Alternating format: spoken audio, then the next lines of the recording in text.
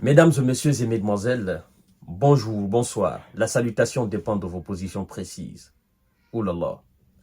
En 24 heures, ce que les hommes de M. Vladimir Poutine viennent de faire, c'est lourd.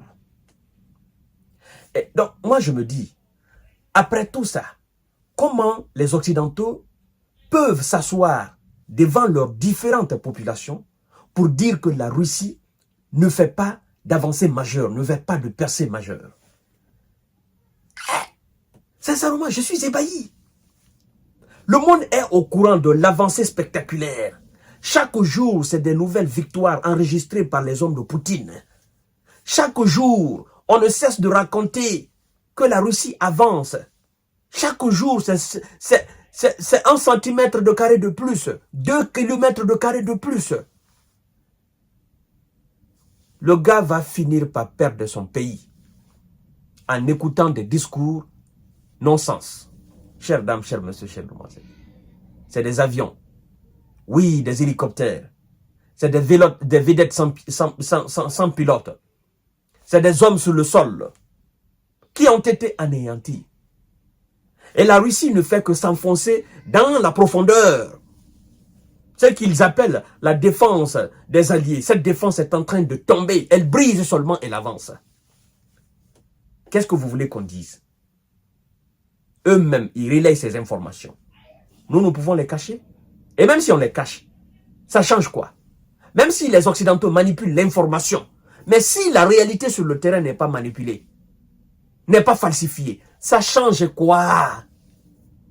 Parce que même si nous tous, on se donne la main pour rabaisser l'armée russe au niveau le plus bas, littéralement, verbalement, sur les plateaux de télévision, au niveau des réseaux sociaux, même si tout le monde entier rabaisse l'armée russe et que sur le terrain, elle gagne, elle avance, donc, ça ne change absolument rien le travail que nous allons abattre.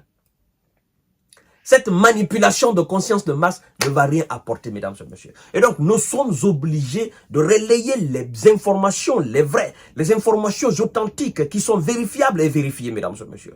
Je ne peux pas vous mentir. Chères dames, chers messieurs, chères demoiselles, partagez la vidéo dans tous les groupes possibles. Abonnez-vous sur cette page. Abonnez-vous sur ma chaîne YouTube Kanteji Visionnaire le vrai. Et puis nous continuons le travail. Oui, mesdames et messieurs, en 24 heures, oui, MiG-8 et 5 vedettes sans pilote, n'est-ce pas, des hommes de monsieur Volodymyr Zelensky en 24 heures, mesdames et messieurs, l'armée russe a fait, n'est-ce pas, du miracle encore. Les forces russes ont anéanti, ils ont abattu un hélicoptère MiG-8 et repoussé divers contre-attaques selon le bilan quotidien de la défense russe. Chères dames, chers messieurs, chères demoiselles, partagez la vidéo dans tous les groupes possibles. Oui, c'est ça la vérité, mesdames et messieurs. Alors, il y a autre point encore, parce que je vous ai dit, les groupements au niveau de toutes les lignes de front, ces groupements ne font qu'avancer.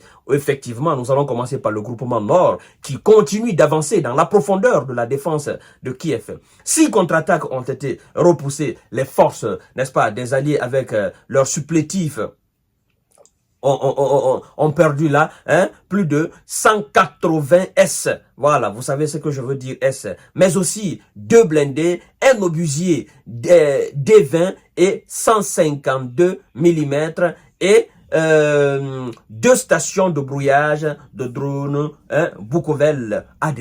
Mesdames et messieurs, nous allons en même temps parler du groupement Centre, oui, qui a amélioré sa position tactique et repoussé 5 contre-attaque, n'est-ce pas, des hommes de Volodymyr Zelensky, et les pertes, n'est-ce pas, ennemies à ce niveau s'élèvent à 340 S.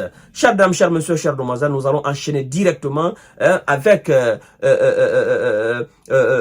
la zone, n'est-ce pas, de responsabilité du groupement Sud. On nous parle là de 400 S, n'est-ce pas, qui sont envoyés au repos éternel. Et 2 dépôts des hommes de Zelensky et leurs supplétifs occidentaux, naturellement 2 dépôts de munitions ont également été anéantis complètement, mis hors d'état de nuire. Et les actions du groupement S aussi, je vous ai dit que c'est à tous les niveaux. Les actions du groupement S ont fait perdre 135 S, n'est-ce pas, aux forces des hommes de Zelensky, 5 véhicules et un canon automoteur, 2 S1 qu'on appelle Vodjika, ont aussi été naturellement détruits. Mesdames et messieurs, les unités du groupement Ouest occupent des positions aujourd'hui plus avantageuses et ont repoussé 3 contre-attaques, n'est-ce pas, des hommes de Zélénin et leurs supplétifs occidentaux. Mesdames et messieurs, nous allons parler alors du groupement Dniepr. Je vous ai dit, au niveau de toutes les lignes, est-ce qu'on peut mentir? Moi, j'ai horreur de mentir, surtout en ce qui concerne l'information. Parce que, vous savez pourquoi moi, je me fais le devoir de dire exactement ce que le ministère de la Défense dit, ou de dire exactement ce que le ministère de la Défense russe, ou de dire exactement ce que le ministère de la Défense ukrainien, ou ce que les Occidentaux disent. Pourquoi je le dis mot par mot? Vous savez, lorsque vous êtes écouté par des milliers de personnes, ou quand vous faites des émissions, ça fait des millions de vues en une semaine, l'information que vous donnez, elle doit être authentique, vérifiable et vérifiée. Parce que ça ne vient pas de vous. Vous ne devez pas inventer. Vous donnez exactement comme ça vient. C'est comme les médias classiques qui prennent les informations qui viennent directement de la source et qui commentent. Nous faisons le même travail. Sauf que la manière dont eux ils commentent et la manière dont nous commentons, c'est là se trouve la différence. Parce que non seulement l'information originale, dès qu'ils prennent, ils essayent de voir comment ils vont manipuler cela en faveur des Occidentaux. Voilà. Mais malgré la grande manipulation, ça ne change rien sur le terrain. J'ai commencé l'émission par cela, mesdames et messieurs. Alors, au niveau du groupement Dniepr, mesdames et messieurs, vous devez savoir que deux opérations de haut niveau, n'est-ce pas, des brigades ont anéanti ces 2 opérations, n'est-ce pas, de groupement Dniepr, ont anéanti clairement des brigades des hommes de Volodymyr Zelensky. Les pertes ennemies s'élèvent naturellement à ce côté à 50 S. Mesdames et messieurs, le ministère russe de la Défense nous apprend que les forces russes ont mené des opérations de frappe, naturellement, et l'équipement des hommes de Zelensky est dans 140 zones. 104 zones, effectivement, pour être précis. 104 zones. Donc, en 24 heures, ils ont mené des opérations dans 104 zones.